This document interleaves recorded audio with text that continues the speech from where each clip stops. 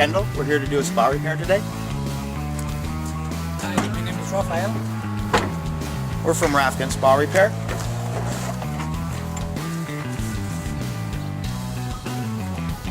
We've been doing the repairs now for over 25 years. Our customers trust us. They know they can call us with any questions or set up repairs as needed.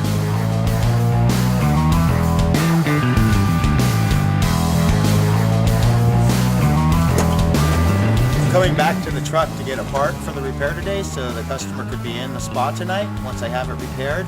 As you can see, it's very important to keep a good inventory so you're not coming out many times for one repair. I'm going to grab the part here.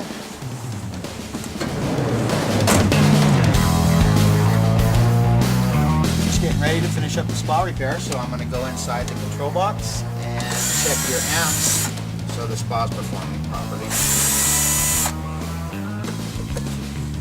Grab the amp meter.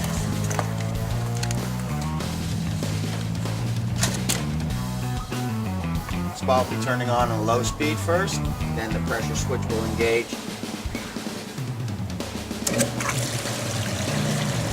And once the spa turns on, the relay will drop and let the heater get the power so I can pull the amps off of it and make sure it's operating properly. Getting the correct reading on the amp meter. I have 15.2 amps. The repair is done. I'm going to close it back up now. We'll put the cover back on the spa.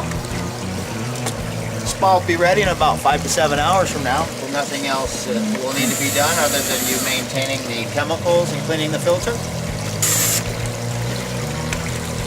I'm going to put the cover back on because the temperature's just flying away and it's just a waste of money. So when we get done here, we're going to put the cover back on and you open it up as needed for your chemicals or when you're using it. Just remember to keep it closed when not in use.